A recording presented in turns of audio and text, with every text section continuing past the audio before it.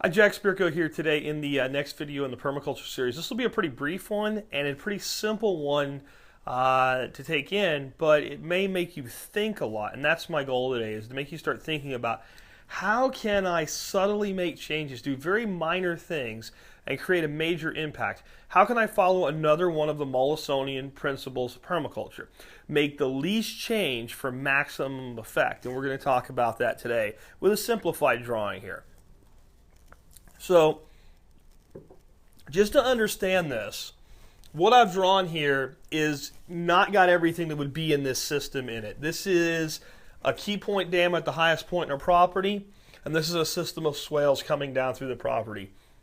There could be gardens in here, there could be forest gardens, there could be food forests, there could be multiple ponds, there could be livestock, there could be pig pens, there could be little ponds with ducks on them, there could be reed beds, there could be rice paddies, there could be palm circles, there could be banana circles. It depends on where we're at. There could be all, just understand, this could be a huge property of 20, 30, 40, 1,000 acres, or this could be a little property of 4 to 5 acres. It could be anything in between. But what we've got is an illustration of the water flow on our property, and it will never look straight like this, okay? Again, I'm doing this to make it simple so I can simplify the problem for you. But as it comes down out of one swale, drops into another, drops into another, drops into another, and remember, it could be going through gardens, it could be going through multiple irrigation systems. We could be putting this water to work so many times. But what we want to do is we want to lose as little as possible. There's something called entropy, which means as things flow through our land, they lose, and eventually they flow out and we've lost it. The water is gone. Now, how can I recycle some portion of this water back up into the landscape without a lot of energy? And I don't mean by pumping the water back into the lake. That's cheating. Now I got to bring in a real energy source. I want a low energy way to salvage something that I'm losing. And again, please take it in.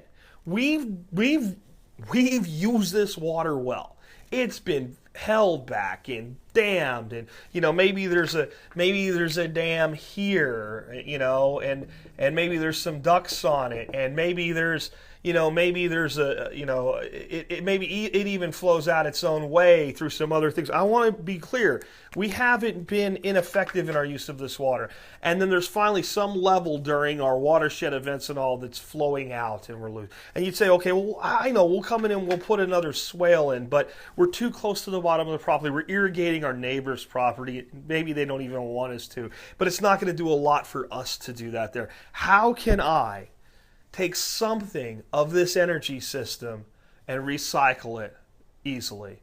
I'm wondering if you have any ideas. Here's one thing we could do. This is pretty cool and pretty simple. What we do, we put a little shallow pond right here. All right, a little shallow pond, a couple feet deep. Now, I know what you're thinking, okay, that holds the water, but it doesn't flip anything back in. And the problem is, again, we can't pump this water back up top, let's say for a variety of reasons. Let's say we just don't need to. It just would be not beneficial at that point. If this water, we're ready to let the water finally go. We've done P.A. Yeoman proud, and look up that name if you want to know what I'm talking about and you don't already. But we want something rebounded into the system. Well, if we plant a shallow reed bed and we fill this with rapidly growing reeds that are very good at taking up nutrient, right? And we just let that, and now we're doing right by whoever's downstream from us. These reeds are going to take out all the excess nutrient from our ducks, our livestock, our fertilizing, from our composting and everything else. They're going to suck it all up and let this water go out very, very clean so that we do right by the people downstream from us the way we're supposed to. Well, once in a while we go in there and we cut these reeds down. All right, we cut them down low. Our pond, of course, is still there. So we cut those, give those reeds a good haircut, And then we take those reeds with a little wheelbarrow or whatever, and we mulch them up here into our system.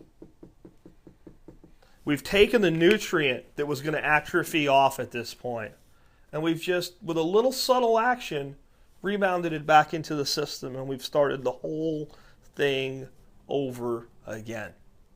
And sometimes it's that simple. Sometimes we can't rebound the entire thing that's atrophying off or entropying off, but we can put back some of it.